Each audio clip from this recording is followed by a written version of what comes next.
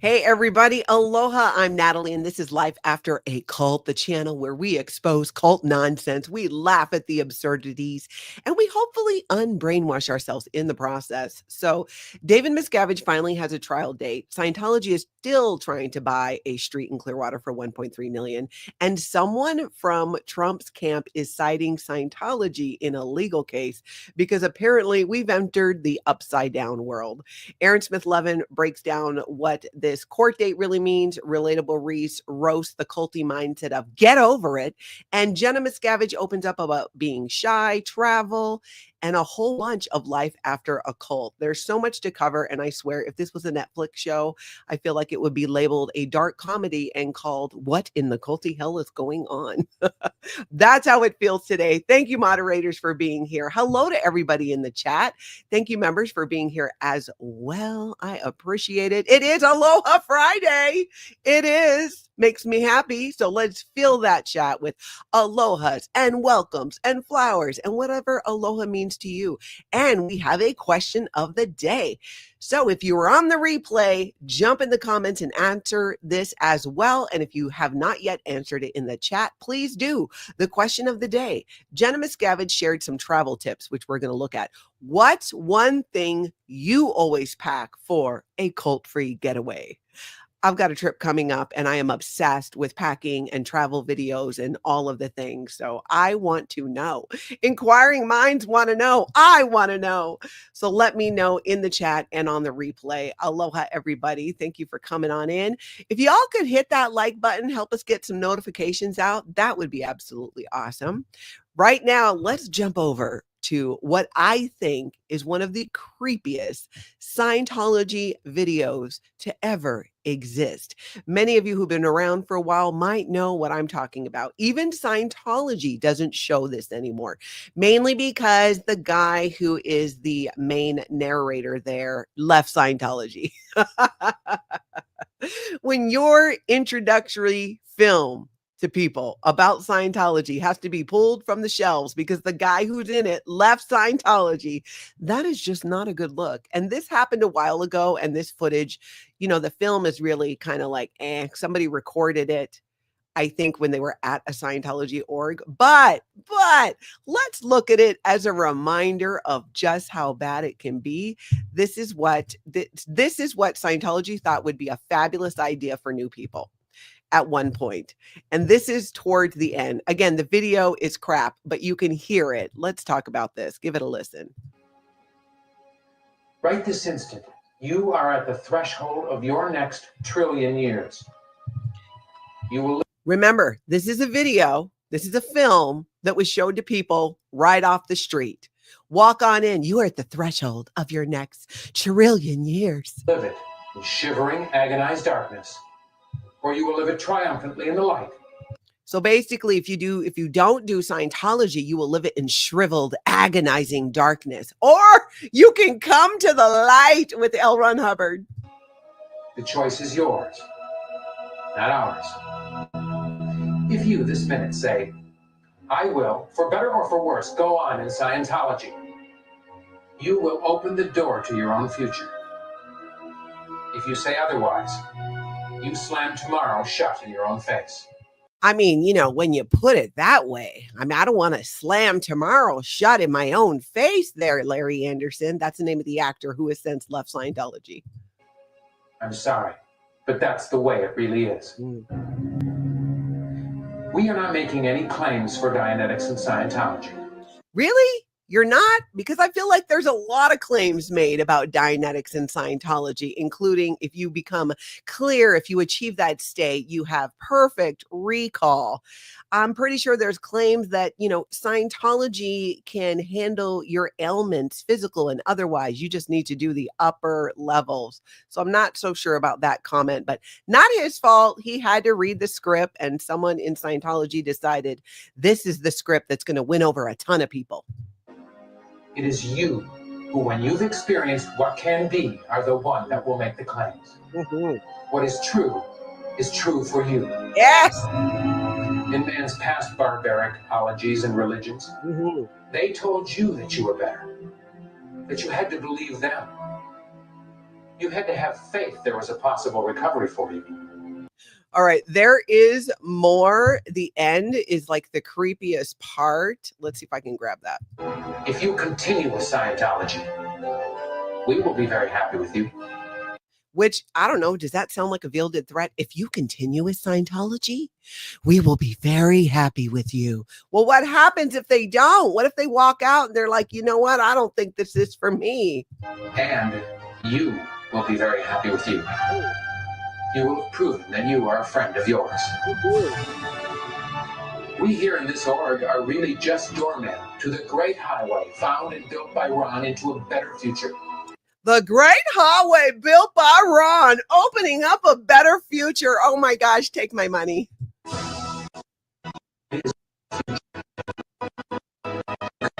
Ooh, what's happening? Okay, gets all kind of crappy at the end, but you get the point. You get the point. I'm going to link it down below along with everything so you guys can check it out. Many of you have seen that. That is the infamous orientation film. Blows my mind. When I was a Scientologist and I saw this, and it was back in the day when I was probably, definitely would consider myself to be a hardcore Scientologist. I saw this and was like, what is happening? This does not make any sense. This is embarrassing. I'm embarrassed. It was one of many times where I was embarrassed to be a Scientologist, not because anybody on the outside was saying, because of what Scientology was doing. And that's something I realized in rewatching this. My cringe and embarrassing moments over being a Scientologist was never about criticism about Scientology or what other people had to say about it. Now, my best time in, we didn't hear a lot of that because you're not allowed to read it, but I was exposed to some of it. My most cringe moments in Scientology as a Scientologist were over stuff like this that Scientology themselves did. Yes, Lindsay Moe, this feels like some sort of dystopian sci-fi movie, right? I know. It's bizarre. It really is. Jenny! Aloha. Thank you for becoming a member of Life After a Cult. I appreciate it. We had a members only live yesterday, which you can go ahead and watch. I shared some information in it that the rest of you are going to find out soon enough, probably starting tomorrow. But we do weekly members only lives. Memberships on the channel are a great way to support me, support the channel, support my bad habits. Speaking of bad habits, I've gotten a few requests about my Amazon wish list. I did bring it back. It's on there. And if you want to help me make some potentially bad decisions, check it out. Nancy will share a link, but it's also below. But thank you so much for becoming a member of the channel. I appreciate that. Okay, there's this guy named the Philly Captain, who I don't know a lot about, except I think he does something, he covers sports and things. But he was in Clearwater and he was doing a tour of the Scientology buildings. And I'm not sure there is anything funnier than someone who has never been in Scientology going around and giving their 2 cents on it. This was hilarious. It was hard to even grab a clip because the whole video was funny and fun. Let's just look at a clip from it. I'm from Philadelphia. I jaywalk.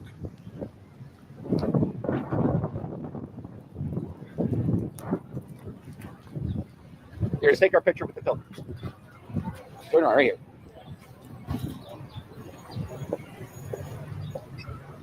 There we go. That's a nice little cover photo.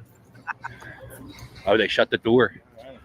They shut the door to the Church of Scientology. Yes. Now, when they were across the street, the door was open. Door was open. All are welcome. I would imagine Pat Harney was sitting in there just counting down the hours until the Friday night Clearwater crew protest. I'm not sure what exactly she does. A lot of cleaning. They do keep that place cool. Oh, Pocono Pluck. Do you watch his content? Yes. Worlds are colliding. I love when worlds collide. I really do. Yeah, was it open like this now? Yeah. Yeah, we were across there. This is the city's oldest and largest bank. 1995, it was restored by the Church of Scientology. Oh, they tell that about And then they pulled down. They've been here since 95. Yeah. They've been here for a while. Trying to take this town over. Look at this building. With the, look, again, all the curtains are closed. Was that like a mall? I don't know. That's a pretty looking building. And like that one, that's how you tell which building. I'm from That's right. He says that's how you can tell which buildings are Scientology's building because they close all the blinds. They close all the doors. Nothing to see here, folks. Keep walking. Don't make eye contact with any of our body Thetans. You just keep on going. You keep those cameras away. This video, he went all over Flag there in Clearwater, and he got quite a few Sea Org members on video.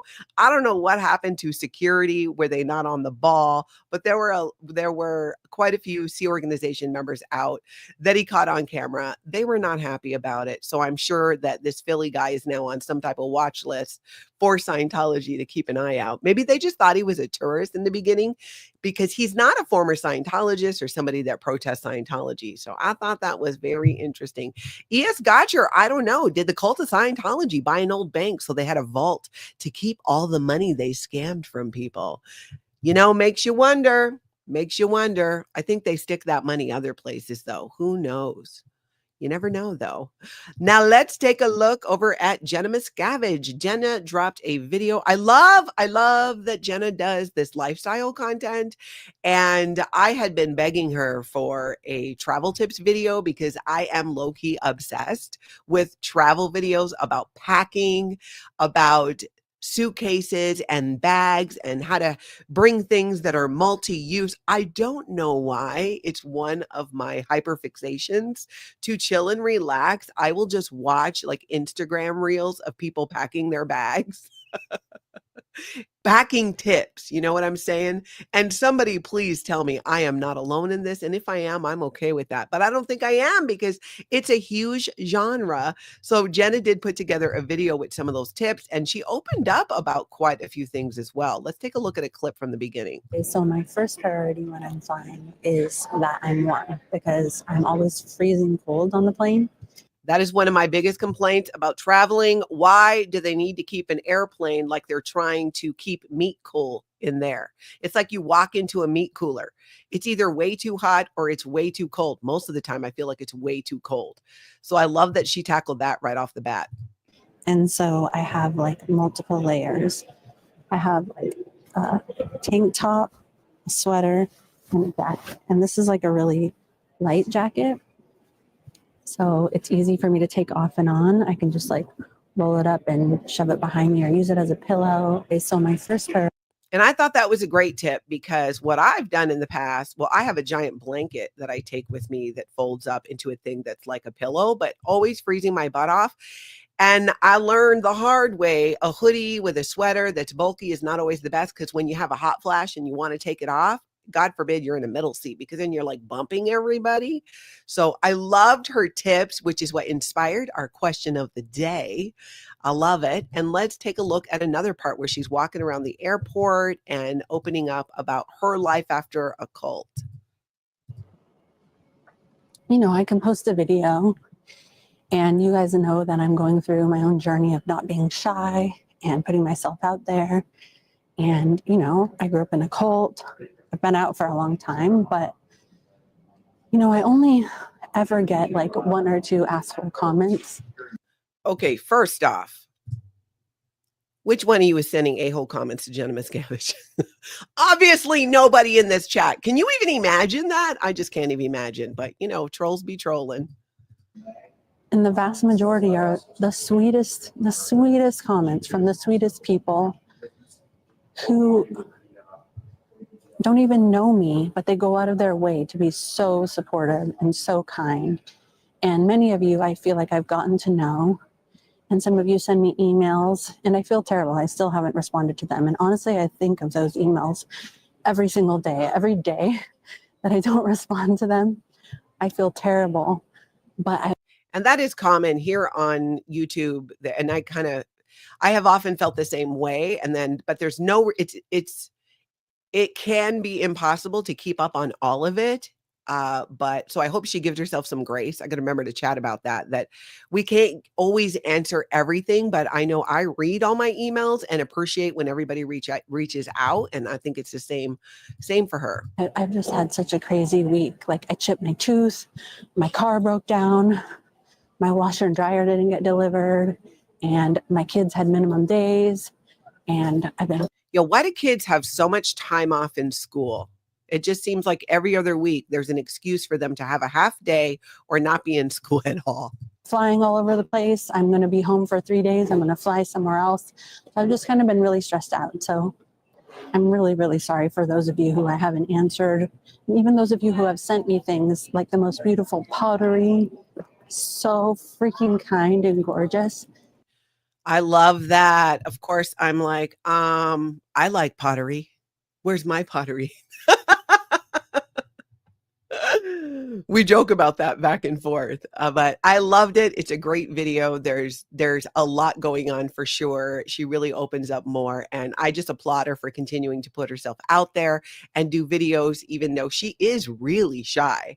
And I love that she's doing that. So all the love and support to Jenna Miscavige. If you're not already subscribed, head over there and check it out, especially if you love a mix of Scientology, but also a lot of lifestyle stuffs. I pick up a lot of tips, so I love it.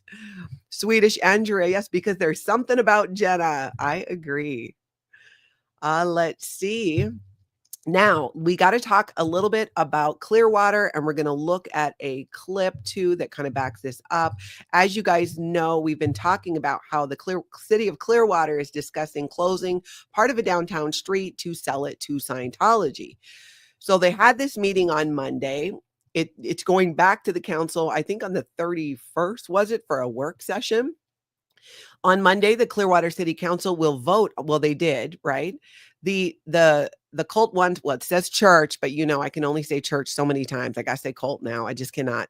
The cult wants to build an auditorium next to the street. Clearwater's mayor says the vote is premature and doesn't provide enough time to negotiate with the cult. So they have here's a picture of it, right? This is, I believe, where they want to build L. Ron Hubbard's auditorium, L. Ron Hubbard Hall. And then they keep talking about this green space, how they're going to do this green space, and it's going to be for the public, and everybody's going to love it, and then they can use it, and people will come from all over to sit in Scientology's green space. Yeah, I don't think so. And you know who else doesn't think so? Feral Cheryl on the loose. Feral Cheryl went and did a little, kind of gave us a look at this, and she made some really good points about this. Paula, it's nearby where Lisa's brick is. Lisa McPherson, nearby. Check this out. Well, with the bloody sun behind us, it's just empty. It's empty. There's a sign on the wall right over there that says, "We might call the cops on you." Then the other little... Yeah, nothing says, "Welcome to our green space. Welcome to our community green space. We might call the cops on you." They should literally have the sign say exactly that. Say what you mean, Scientology. Don't try and be all fluffy like no trespassing or whatever. Is it not a public green space? So why would you call the cops on people? We know why. We know why. green area they built is a bit further down this way. Right on Drew, right by the volunteer minister's place.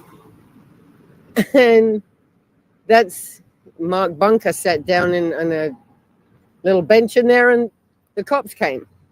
That is very true. You guys know Mark Bunker. He was on the city council. He's been an outspoken critic of Scientology for a very long time, was involved in the Lisa McPherson Trust, goes and sits in this green space, and Scientology called the police. So is Scientology going to build a green space where they get to decide who in the public gets to be there? And I'm going to reschedule my interview I had planned yesterday with Mark Bunker. He needed to reschedule, so we are going to be doing that. But these are all really great points. Again, there's a history here of Scientology creating some green spaces and them being absolutely unavailable, made to be unfriendly towards the public.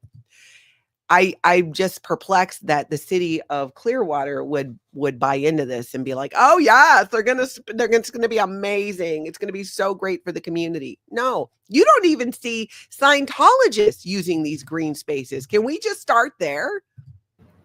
It's empty. Once again, it's where they put on the Winter Wonderland. It's just empty. So Doesn't matter if they build it. Scientologists aren't allowed to sit there because they're not supposed to be outside anyway. They're supposed to be inside doing stuff. Well, with the bloody sun behind. Exactly. Scientologists have to be inside doing the L1 Hubbard, auditing out the body Thetans, giving them money, making it rain on David Miscavige. They're busy doing that. They're not out there sitting in parks. Excuse me. No. Never happened. I even had to think, well, did I go sit in Scientology green spaces? No. Okay, here's the thing. The Fort Harrison Hotel has a pool.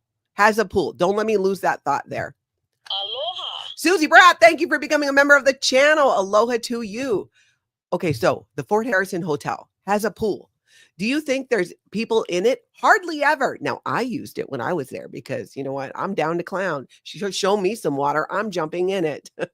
But barely anyone was there. In fact, that's where I met Bday Elfman, the husband of Jenna Elfman. He too was in the pool the day that I was there. And there was like nobody else. Multiple times. They're just not even so Scientologists themselves are not utilizing things like this pool or green spaces. What makes anybody think that the public in Clearwater or tourists are going to be like, oh yeah, this is a great place to sit down, especially when there's signs that are pretty much like, we might call the cops on you. That is just not friendly. I don't get it, but you know what? Clearwater's doing what Clearwater does. I'm sure we are going to hear more about that. And again, Friday night. It is Friday, so you know what my plans are tonight. I'm going to be watching the Clearwater Crew. You know who goes by the protest often is John Travolta. And the Church of Scientology did a deep fake. And I want to be very clear so nobody gets confused. This is not real, but it is funny. This dude has been driving by the protest like 1, 2, 3 times for weeks. He's seen out there a lot. And on one hand, it's like, okay, he's probably going to and from doing some Scientology. On the other hand, and where my mind goes and what I fantasize about is he's driving by going, yes, yes. Down with Miscavige and Tom Cruise.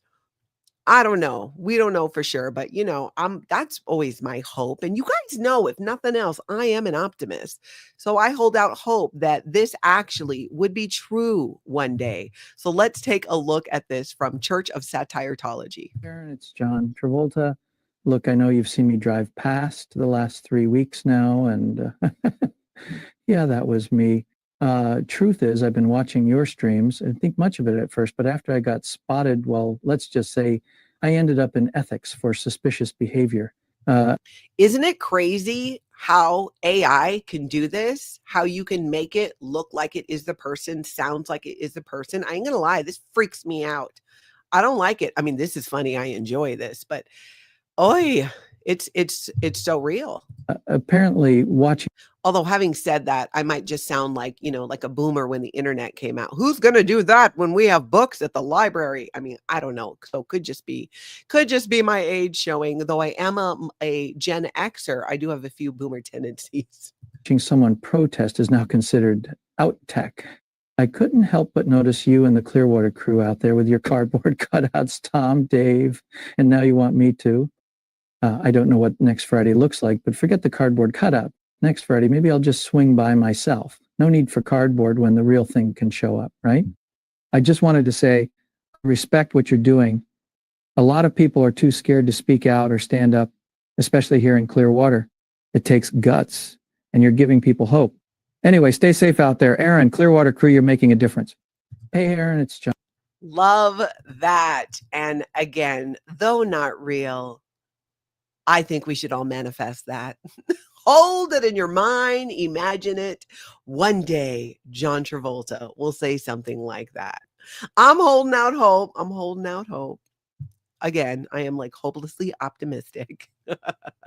Yeah, Hermie, right? That's scary how AI can do that. It's funny, but yeah, seriously, it scares me at the same time. I mean, that's kind of bothersome, but what do you do? Technology, I don't know.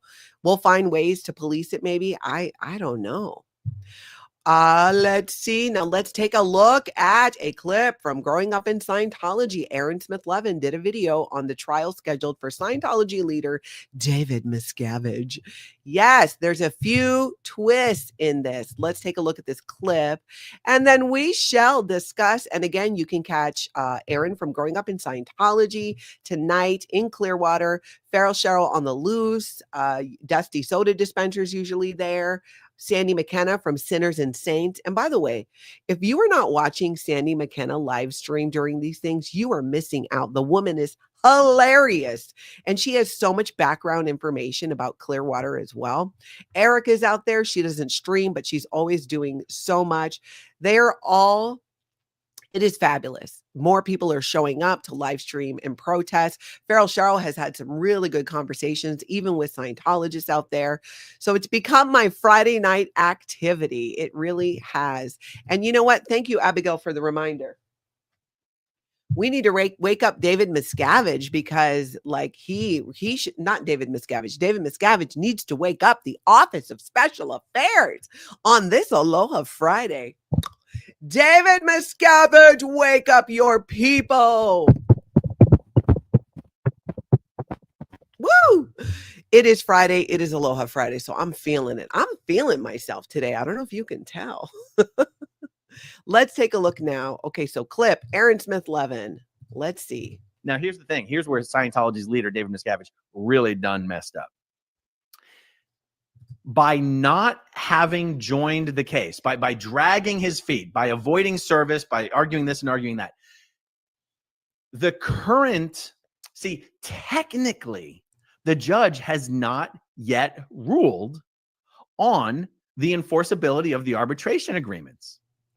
And so technically, discovery proceedings are on hold for the 4 entities that filed that particular motion: RTC, CSI, Bridge Publications, and Gavin Potter. That delay doesn't apply to David Miscavige. So what does that mean? Because the judge set the trial date today, in 30 days from today, the discovery window opens up, but just for David Miscavige. Not. How amazing is that? How does this happen? And I love that Aaron is absolutely giddy about it. For the other entities. Uh-oh. That's the exact opposite of what David Miscavige was hoping to have happen. David Miscavige is hoping to personally get out of this thing. He'll throw all the other entities under the bus. He does not care. He will throw CSI under the bus. He will throw Bridge under the bus. He will throw Gavin Potter right under that bus and drive that fucking bus right over him himself.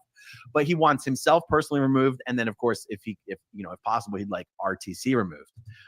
But of course, it's him, right? It's David Miscavige, watching out for David Miscavige. I don't know what they were thinking. Now, is somebody going to have to go to the rehabilitation project force? Will somebody be eating rice and beans, scrubbing bathroom floors? How did this happen? Who knows? Nobody knows, but it is absolutely fabulous. that discovery window opens for David Miscavige, but not the others. And the trial date, by the way, is scheduled for 2028. 2028, 3 years from now? I didn't even know they could do that, plan things that far in the future. I mean, I'm a Virgo. I'm a bit of a planner, right? I'm back to kind of planning at least a few months in advance, but 3 years? How can anyone commit to that? I don't know what I'm going to be doing in 3 years. Thought that was interesting. Itchy Thetans. I love when Aaron Smith-Levin gets all riled up. Definitely. All right, now let's take a look at peeling the onion. Scientology peeling the onion. Janis Grady is someone who I've been talking to try and get her scheduled to come on for an interview on the channel. And she shares this story, and it really lays out how Scientology tries to set up their members who become former members when they leave, how they try to safeguard themselves with something they think can blackmail them later. Let's look at this clip, and we're going to talk about this. Check this. Hold on a second. There we go. When I came through Valencia, my brother's air rifle was in my suitcase and it was locked. And so when we went through customs, they tried to open and look in my suitcase. And then when they saw it was, this. Anybody else hear that? And can you remember that meme that was going around? I like my suitcase with Trump's kid. Liz Gale did like a parody video of it with her. I like my suitcase. Now, every time I hear the word suitcase, that's all I hear. And I see Liz Gale. I like my suitcase. I don't even think about the Trump kid that way, but I thought it's funny. Maybe it's just me. Maybe it's just me.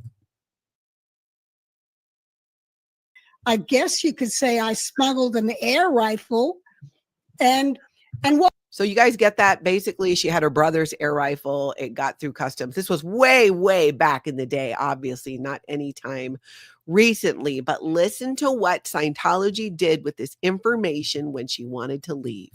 What's funny is years later, you're talking 22 years later when I was, maybe 20 years later, when I was being kicked out of the Sea Org.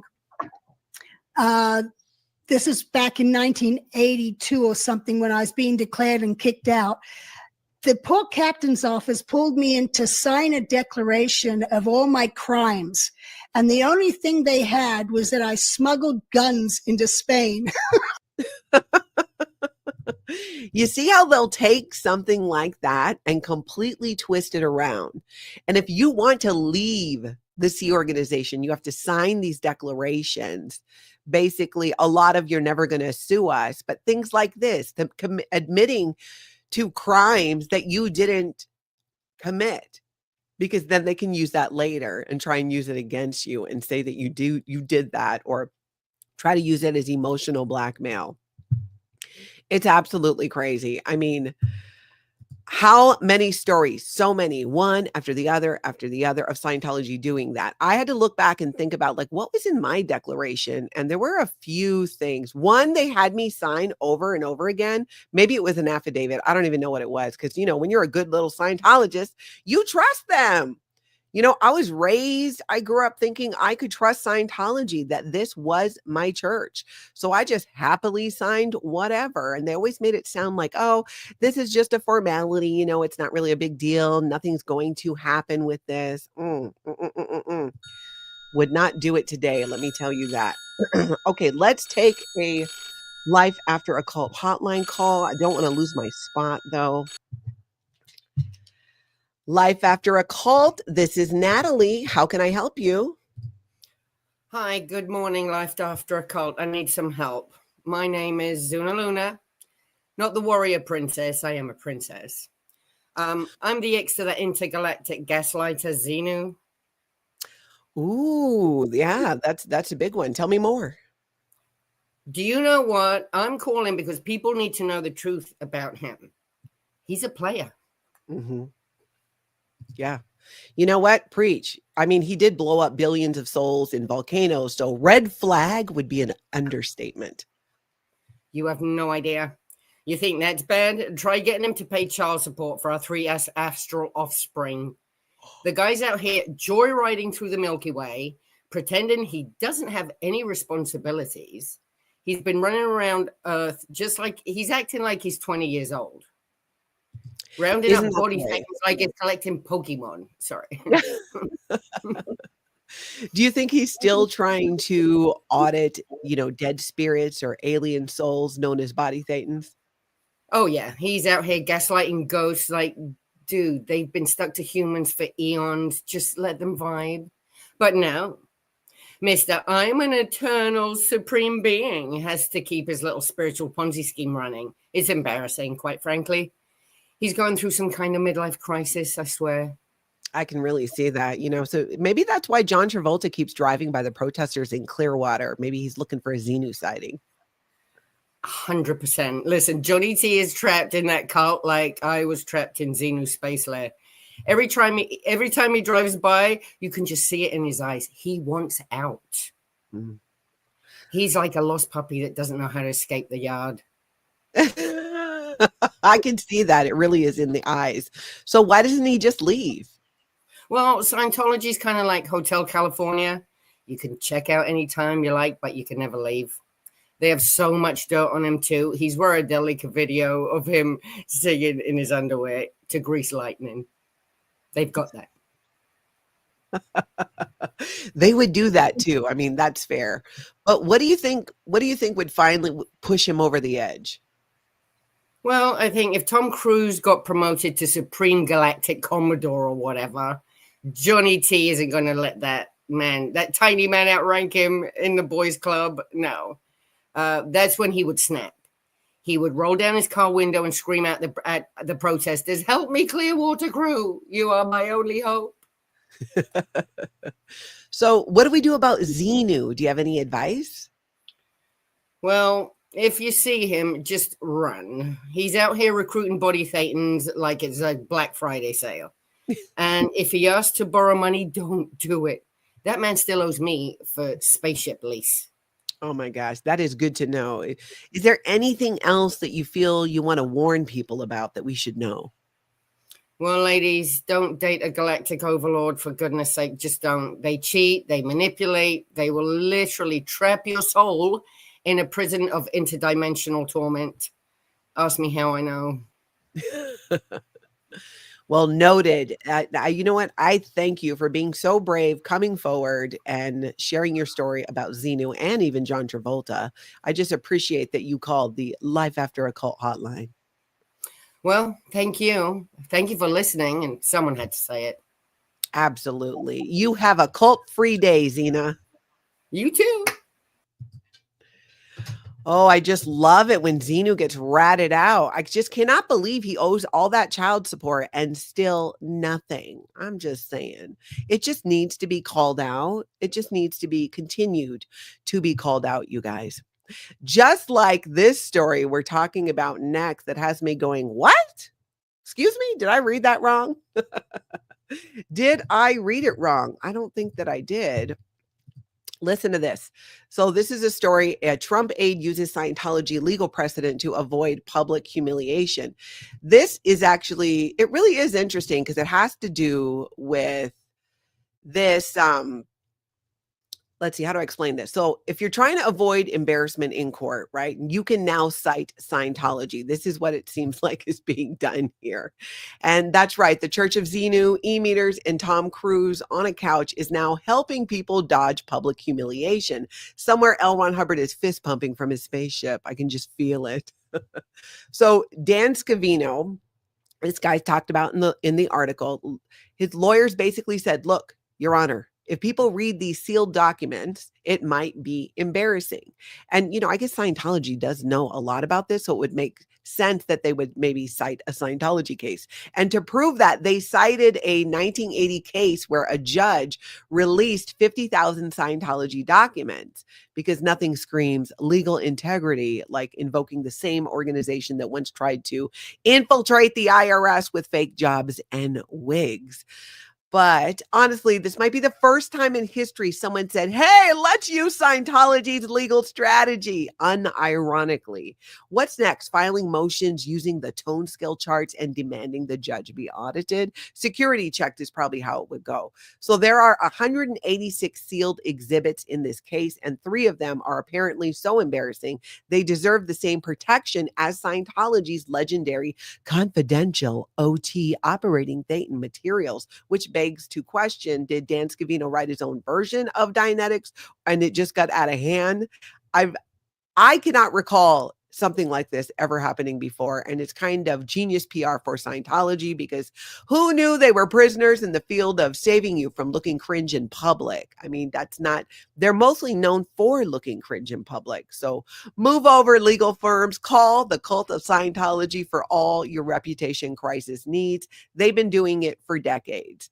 So to be fair, we've all had moments we wish were sealed from public view, right? I mean, I once set a "you up" to my dentist by mistake, but I didn't cite Scientology versus public shame to cover it up. So I guess when life gets messy, your secrets are almost exposed. When you're on the brink of public humiliation, just remember, Scientology walked so Dan Scavino could seal his court records. What a time to be alive. I'm going to link this article down below so you can see the details, but that's kind of the gist of it there. I've not seen that happen. Doesn't mean it didn't happen. I have just not seen a Scientology court case cited in this way as it's tied to public humiliation. I'm just like really not seen that. And if it did happen, let me know. Y'all know my email, Natalie at lifeafteroccult.com, which also thank you for sending me clips, articles, citing timestamps. I appreciate that. Anything Scientology and culty. I love it. I try to use as much of that as we can on these recaps, but there is so much. But do keep it coming. It really helps and gives me the idea of the topics and things that you guys are interested in as well. So now we have to talk about the birthday game because L. Ron Hubbard's birthday, of course, happened and it was the end of the birthday game. So the birthday game in Scientology is this game they came up with where L. Ron Hubbard said what he wanted for his birthday was expansion. He wanted straight up and vertical. He wanted Scientology to be winning big time. So they throw this birthday party, this big event. It's one of their biggest propaganda events every year, even though he's been dead since 1986. And it's not just any party. This one comes with competitive point scrubbing, empty buildings, and delusion. So thick you could measure it with an e-meter. I'm pretty sure that you can. Let's take a look at this. Is this coming up here? So this is from the Underground Bunker. Tony Ortega bringing the truth over there. And look at that. That's Aaron Kyro from Scientology San Francisco leading the way outside the Golden Gate Bridge. Look at them. Just all in their uniforms, just being all happy, living their best life. Maybe not. So the birthday game.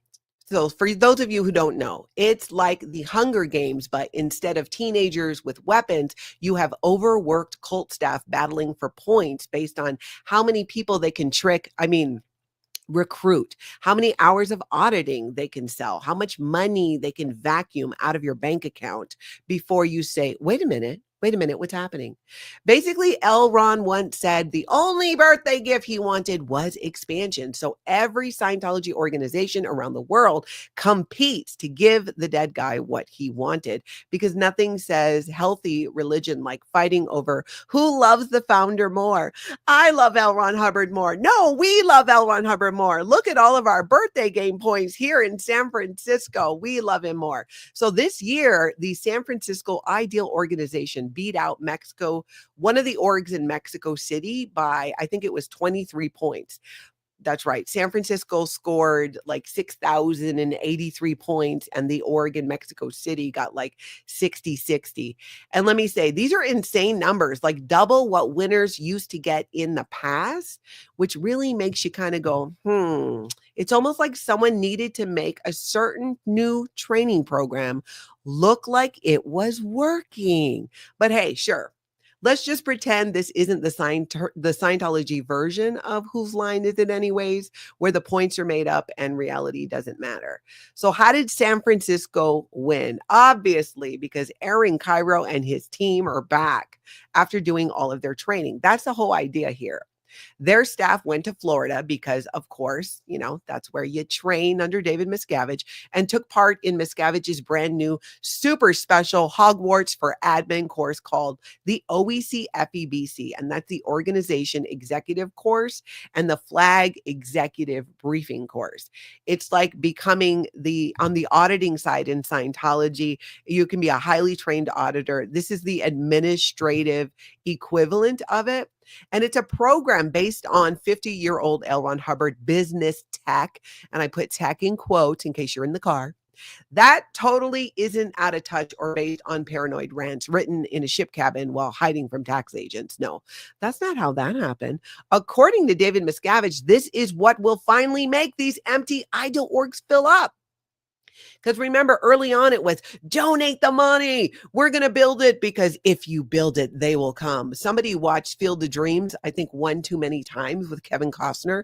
That's actually where I think David Miscavige got this idea. He watched that Kevin Costner baseball movie and then he went, if you build it, They will come. This is what we'll do. Now, it didn't work. So it turned out what was missing was them training, going to Clearwater. They needed to do this executive training.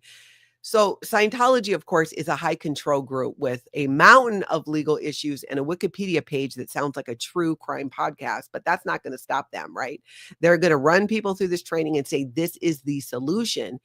And for the uninitiated, these ideal organizations are these giant buildings Scientology has opened all over the world. They're supposed to represent the future of expansion. But here's the twist. They're often completely empty. We see it over and over and over again. All you got to do is follow any of the people live streaming and protesting outside Scientology to see it's empty. Like spooky ghost town empty. Like, did the rapture happen? That level of emptiness is what's occurring in Scientology organizations. And it's been 20 years. 20 years. 20 years of just wait. The boom is coming. It's coming. We built it. Now they're trained. Miscavige has a new excuse. The orgs aren't empty. They're just not properly trained yet. The staff aren't properly trained. Send them to Flag. Feed them the Hubbard spreadsheets. Learn the administrative technology. And who's front and center in the San Francisco victory parade? Aaron Kyro. So they win the birthday game, which makes sense that Aaron Kyro was in Florida. There was a sighting. You saw it on Feral Cheryl's stream and also Dusty Soda Dispenser. Aaron Kyro, of course, YouTube skateboarder and gold meritorious donor, meaning he's donated at least $1 million to Scientology. He's doing the whole skater by day, fundraising, Miscavige's legal defense fun by night, although he is in the day org, so maybe it's skater by weekend and fundraising for Miscavige by day. I don't know.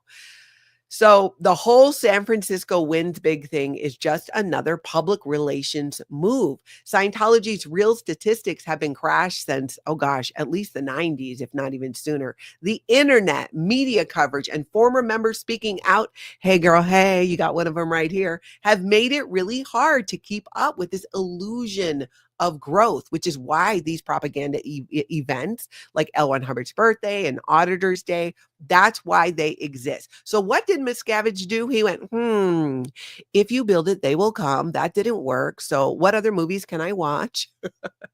So Miscavige, he controls the scoreboard when it comes to this birthday game. He tells people where to throw the confetti, right? Who is the highest bidder? He claims expansion while desperately trying to keep the remaining public from Googling Scientology. And at the end of the day, the birthday game is less about expansion and more about optics. It's giving, we're totally thriving. Ignore the lawsuits. Pay no attention to the empty buildings behind the curtain. And if you're still thinking, wow, San Francisco is winning, just know the only thing they're actually winning at is the award for most creative stat padding, or in Scientology, we called it stat pushing, because you have to, you have all this pressure to get your statistics up, and you're going to sandbag for that last week for the L. Ron Hubbard birthday game. You're going to come up with all kinds of unusual solutions in this multi-level marketing scheme known as Scientology. So this article goes over basically all of that and lays out some of what happened, I think, as well at the event. So I'm going to link it down below. I love this photo though. And when I say I love it, I mean I love it in all the creepy and cringe ways absolutely possible. Hey, Aaron, welcome. Growing up in Scientology. I see you there. And SPTV fan says, you think they cooked the numbers so Aaron Kyro won? Me think so. He's the new golden boy. Growing up in Scientology, oh my God, a free Aaron Kyro sign would be hilarious outside San Francisco. I agree. Yes, free Aaron Kyro. Yesterday, I did an interview with Ricky Glazier. I'm going to link it down below. I forgot to actually pull up a clip in my own video. I swear, I can't believe I forgot that. It was so insightful. Ricky Glazier is somebody, he is a professional skateboarder. He's on YouTube, he's on Twitch, and he has this whole experience with Aaron Kyro, and so kind of Scientology adjacent. And he shared a lot of insight into his experience and that of the other skateboarders. And I brought to the table answering their questions about Scientology and trying to give insight into why Aaron Kyro might be behaving the way that he was, because Scientology is not known for creating people that are like, oh, I just love everybody. Oh, you have a concern. Let's talk about it. Are you worried about something? You have questions for me about Scientology and you think it might be a cult? Well, let's talk about that. No, it's I'm disconnecting from you. There is no conversation like that. So I thought the video I got a lot out of it. It's on my channel. If you go under live, you will see it there. I also, if you go under video, I took an earlier video I did about Aaron Kyro and kind of whittled it down so somebody could get all the information in one take there. So go ahead and check that out as well. Thank you so much, Nancy, for sharing the link to that video. Please do check it out later, though. Right now, because I'm not done here, we have a bit more to talk about.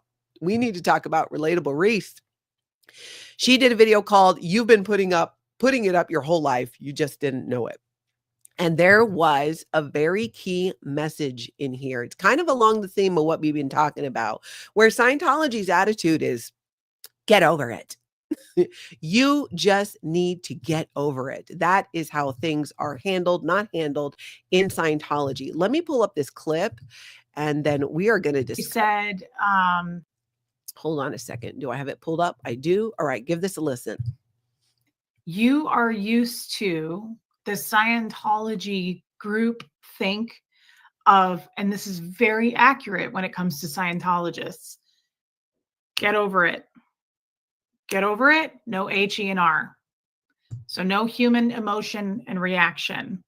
So if your spouse died in a car wreck, if your mother died, anything like that, super heavy, right? Like a real loss, you are to handle that real fast. Real fast, like kind of an overnight deal. Mm-hmm. And get back on post. Get back on post, get back to what you were doing, get back to all of it. There's no time for emotions in Scientology. I mean, I remember, oh my gosh, anyone who had to go to a funeral during their time in Scientology, you know what I'm talking about. They don't like feelings. They don't like emotions. They really hate it, unless it's anger directed at somebody not doing their job. If you cry in front of a Scientologist, they'll look at you like you just took a dump on an e-meter. Definitely in the C organization, like it's considered such an outpoint, right? Not you. L. Ron Hubbard said there's no case on posts. So that means when you're working in a Scientology organization that you can't be having any feelings. There's no time for that. And in Scientology, normal human responses like crying, getting angry, laughing at a funeral, which I did one time, but it's not what you think. It was a long time ago. I was with my sister and my cousins. I think it was from the stress. But anyways, there's no screaming into your steering wheel. I mean, you can do that, but not when you're in a Scientology organization, because you can't take one more tone scale lecture. If you do, then you have to be reprogrammed into how L. Ron Hubbard says you should respond / not respond to these things that are going on in your life. It's very bizarre. It's a bizarre part of Scientology to keep us trapped. And they call it HENR, human emotion and reaction, as if being in grief and crying because you lost somebody is human. But they don't want you to be human. That's the whole thing. I know so many Scientologists that would get in ethics trouble for basically having emotions, and especially in the C organization, and not covering it up. Because what happens when you share your feelings in Scientology? Oh, that's considered out ethics behavior. You're told you're being reactive. You're dramatizing. You are not at cause. All of the things that you're supposed to be. So that's basically Scientology speak for stop acting like a human and go sit on the cans. Scientology wants you to be this cause over life, and it sounds empowering, right? Until you realize what that means. That means don't cry, don't flinch, don't question. And for the love of LRH, don't look sad during roll call. Like you constantly have to be looking like you're having a great time. You're supposed to smile like a Stepford auditor while your life is falling apart, because that's operating at a higher level. No, Karen, you're just emotionally constipated. That's how you end up in Scientology. It takes, for me personally, gosh, it's still something sometimes that I struggle with, but I am much more in touch with my emotions today and have a more of a willingness to experience. I mean, how many times have you guys seen me break down crying here on YouTube? And for valid reasons, that would not be allowed in Scientology, especially if it happened in the middle of doing your job. They very much want to suppress those emotions, because it makes you more easily controllable. They'll have you compartmentalize it. They can't have you trusting your own feelings. You can't trust your own feelings. Who do you trust them? If you have grief, it's invalid. If you're angry, it's like you're a deviant. And your gut instincts, they're dangerous. They're dangerous in Scientology. That's how high control groups break you down. Emotion equals like your autonomy. So emotions must go. We can't have any of that. We can't have any strong feelings unless it is outward against people who are trying to get in the way of Scientology. You can direct it all you want at those suppressive people, but you as a Scientologist, you better stop crying, you better stop reacting, and you better start smiling when you are dying inside. But don't worry, you'll get a certificate at the end at Scientology's graduation on Friday nights, and a little pin maybe if you're lucky too. If you donate to the International Association of Scientologists. And forget the fact that so many, myself included, like you end up like twitching from not expressing those emotions. And I look at the amount of former Scientologists.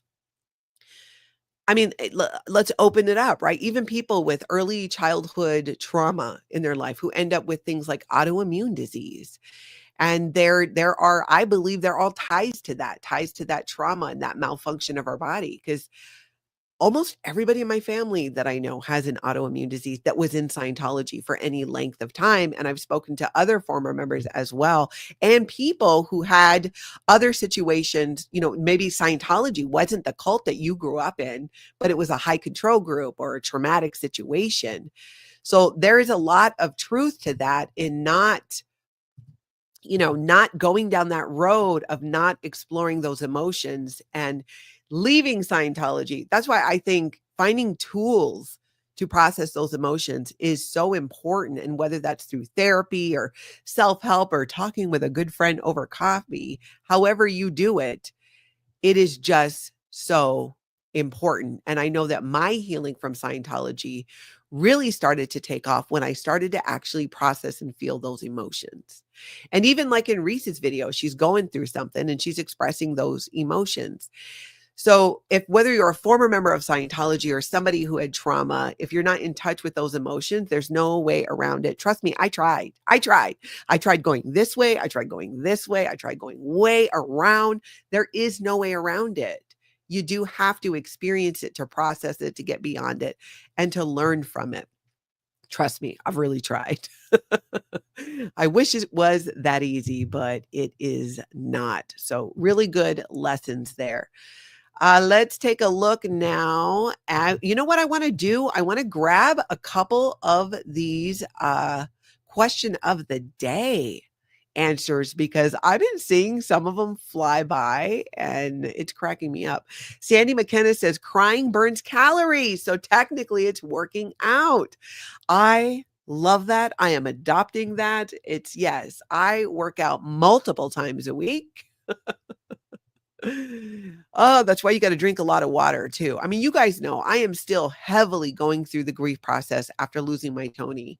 It's been almost 10 months, which I cannot believe. And being able to express those emotions and feel it and work through it. And when I need to be a puddle on the floor, I can, and be able to do that has everything to do with my healing. And also knowing that it's okay to be happy. That's why I'm so glad Tony and I had so many conversations about this before he died. Unfortunately, his cancer battle was 3 years, and we had a lot of time to talk about what my life would be like afterwards. It seemed to be a topic he liked to talk about a lot, not so much me. I couldn't even deal with even imagining my life after, which is why I realize now he talked about it, because I needed to be able to imagine it. And I have. So processing those emotions, being able to feel them and express them freely. I can't imagine being a Scientologist and losing somebody, somebody like a partner, just that devastating loss, and not be able to express it, to go in and their solution is to do this loss of a person assist, which is ridiculous. The whole idea is to make it so that nothing reminds you of that person. And that is not healing. It's not healing at all. And in my opinion, that's one of the biggest crimes in Scientology, is the way that it creates these situations where people can't express their emotions and they become emotionally stunted and have other issues, because it will come out one way or the other. It comes out. It always comes out. Mock, yes, there's no off switch for emotions. But boy, do they really they really push hard on that in Scientology. A cute pumpkin clodhopper. Feel all the feels and make no major decisions while you're going through it. That is wise advice. Absolutely. George, I'm glad you caught a stream while at work. Thank you for being here. And mods, thank you for the reminder. Somebody popped up. Make sure y'all hit that like button. Sandy McKenna says crying because somebody punching people is frowned upon. Oh, crying because sometimes punching people is frowned upon. Exactly. Get it out. It will come out one way or the other. Chuck Ross says crying is being an expressive person. That makes so much sense. Lisa Pete, okay, here I go. Feel those inches melting off. I know. I am right with you on that. Mock says we can't block out grief forever. And that is true. And my heart breaks to think of how many people in Scientology, especially in the Sea organization, who lost family members that they don't even maybe know about. Because how would they know if they disconnected from their family? Or maybe, hopefully, somebody tells them. But they often don't. I'm even still wondering, does Mike Rinder's kids in the Sea organization know that he died? I mean, I'm pretty sure they know. You would hope so. But we have heard so many strange stories out of Scientology with covering up the deaths of people or outright lying and saying they died when they didn't. So who knows? But we're working it all out. Right, Ann? Natalie, working it out. Working it out. All right, let's talk a little bit about this question of the day. And the question was, Jenna Miscavige shared some travel tips. What's one thing you always pack for a cult-free getaway? Aaron says noise canceling headphones. That is a good one. Abigail says cell phone charger. Absolutely. I finally got one that magnets on the back of your phone. I really like that one. Julie O'Connell says I would pack a nice pair of jeans. I love denim. So this would be my answer to the question of the day. Hermes says jeans and a hoodie. Yes. Sometimes I need easy off layers. Hold on, you guys. I'm going to blow my nose. I'm going to be right back.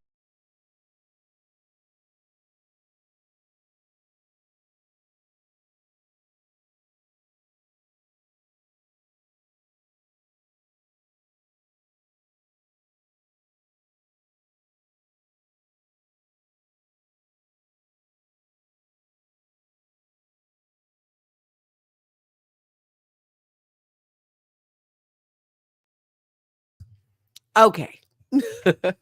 We are back. Question of the day. What else? What are your must-haves? Happy Heathen says, I always pack 2 backup pairs of headphones, especially if it's a long trip. Wow. Stasia says water, cheese, nuts, or jerky and cut up veggies. That is a great idea. One, food in the airport is so ridiculously expensive. Why not just bring it? And those are items too that you can get through security. 3 raccoons in a trench coat. I love that name. I always bring a selection of Scientology books in case the hotel runs out of toilet paper. So far, you have won the internet today. 3 raccoons in a trench coat. Mock brings my stuffed animals. They're a traveling essential. I bring my body thetans that I got from Feral Cheryl. Just the cutest ever. When my granddaughter comes over, both my grandkids have their own body thetans, and I tell them these are grandmas. They call them baby thetans.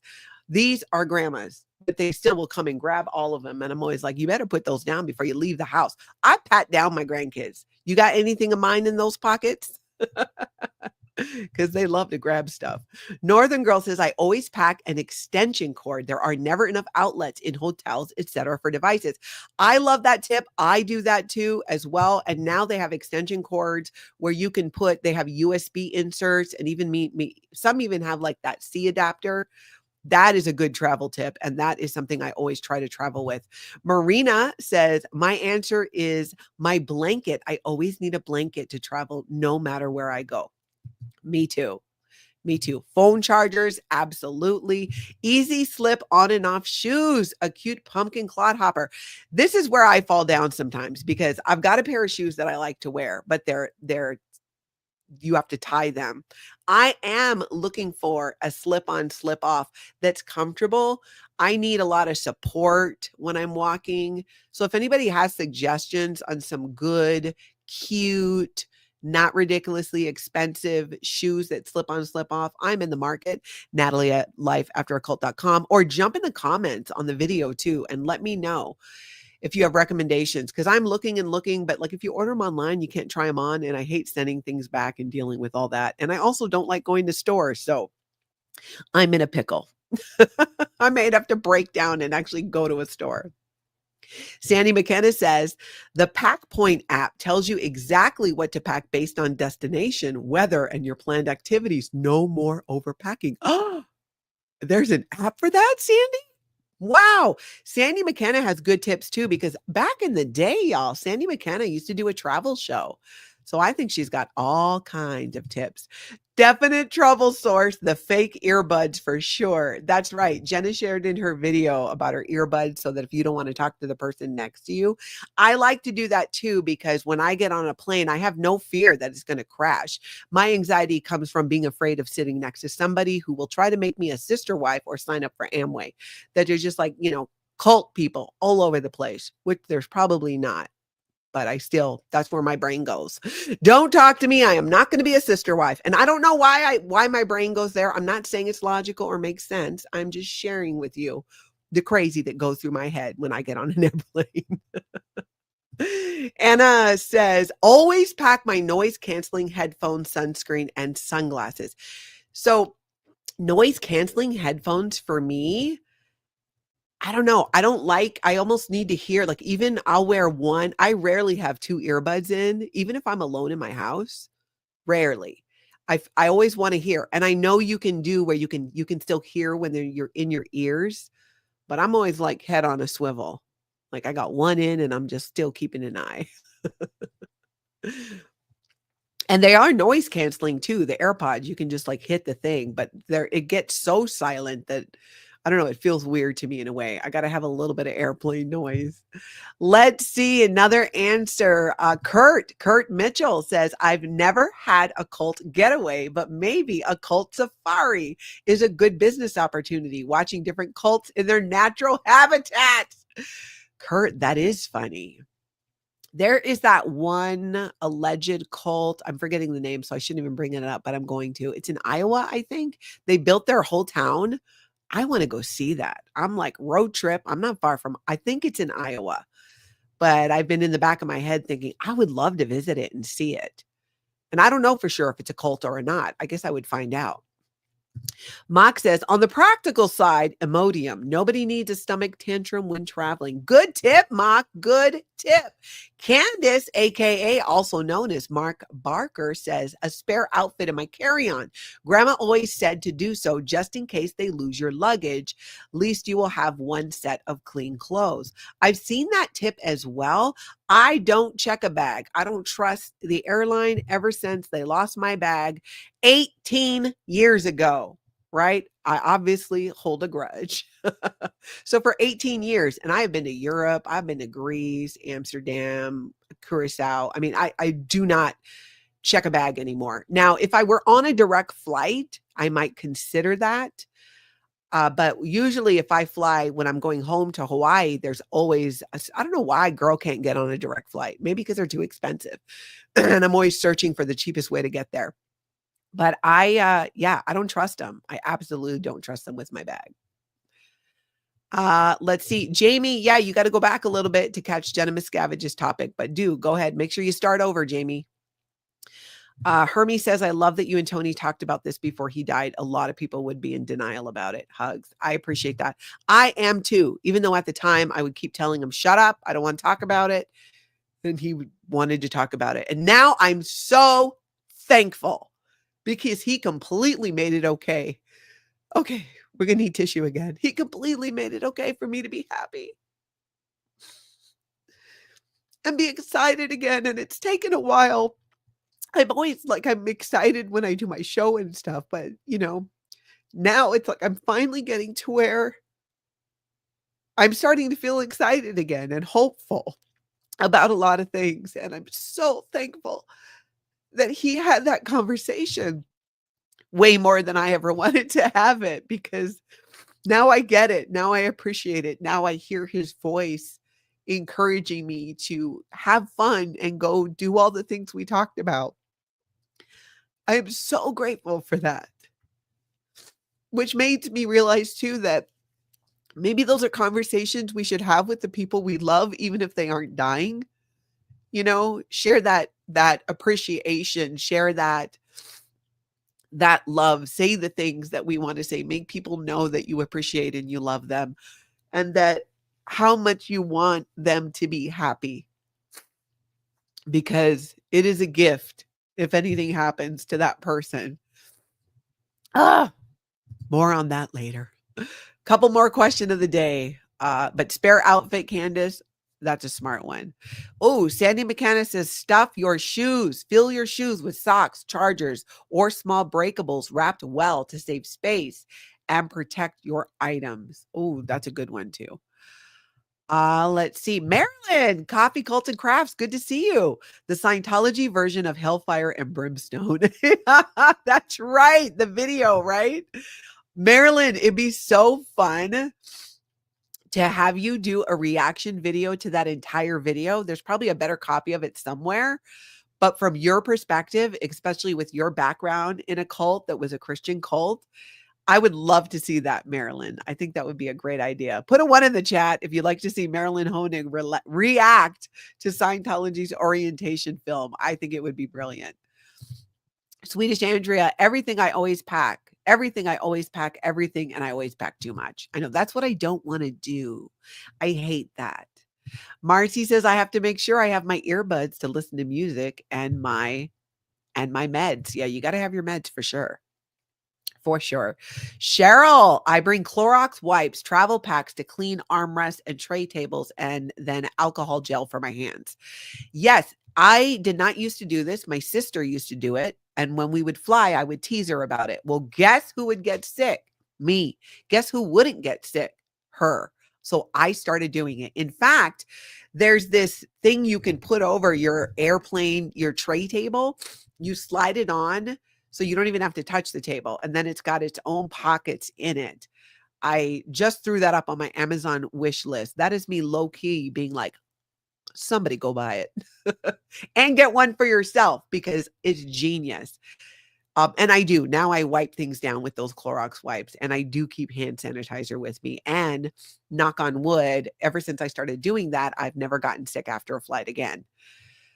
Yeah, I used to tease her, and now I'm like doing it every time. Lisa Pete, the Kindle. Yes. Good, must have one. Let's see. Sandy McKenna has a ton of tips in here. You guys got to go back and read this. If you're on the replay, check the chat. She's got really good ones. The 5-4-3-2-1 formula for a week-long trip: 5 tops, 4 bottoms, 3 dresses, jumpsuits, 2 pairs of shoes, 1 jacket. Adjust based on trip type. Keeps you light but versatile. I like that, Sandy. That's a great idea. Oh, Lindsay Moe. Yeah. Gallon freezer bags also make packing cubes too.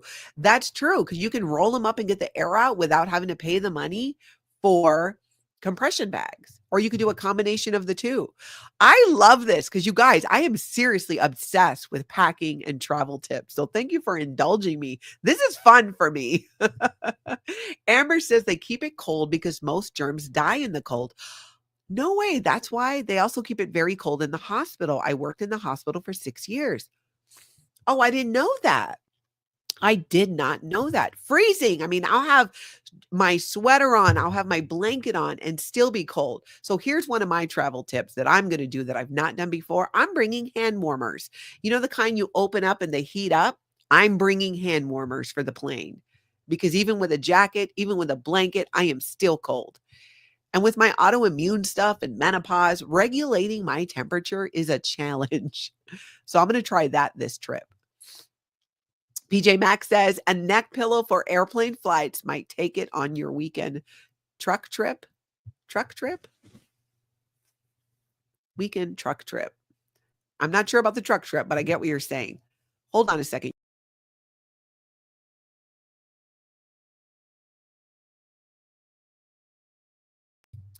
It's the thing with the tears, then the nose starts to run.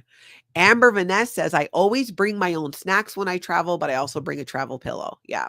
I have a blanket that folds up into a thing that makes it also like a pillow. And what I also like about it is I can shove snacks in there, or I put my eye mask in there for easy access. So it's also a way, because if you bring on a pillow like that, it's not a personal item, at least not on Delta. I mean, they might call you out on it on other airlines, so don't take my word for it, but you can put snacks in it. That's what I do.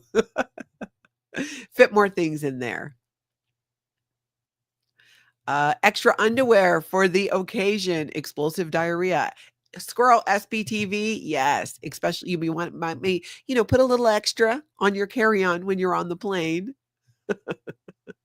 Kath says, I always pack an over-the-door hook. Super handy for hanging things. Yes, I bring a couple carabiners as well for that, so I can hook things to my backpack when I'm out and about or I'm running through the airport. Linda says, I always bring extra blouses because I can be messy on the plane. I love that. I love you know that about yourself and you do something. I try to do stuff like that. I always call it preparing for future Natalie. Future Natalie will appreciate that I packed this. I'm always looking out for that girl. She needs all the help she can get. Lacey Silver says, yeah, motion medication and Tylenol and my pillow. Those are some must-haves for sure. Melissa. Aloha, girl. Thank you for becoming a member of Life After a Cult. I appreciate that so much. I appreciate all of you. I get to see my sister and a friend is coming into town today. I'm very excited. Let's see. I'm not sure if I'm going to do another video today or not, but I will tomorrow, 11 a.m. Central. Saturday, you can catch me, and Aaron Smith-Levin's going to join me, and we're going to talk about some of the Scientology news of the week and break it down. If y'all could do your girl a solid on this Aloha Friday, hula on over to the like button and go boop, boop, boop, and hit that subscribe as well. In the meantime, everybody, I hope you get out and you have an amazing cult-free day.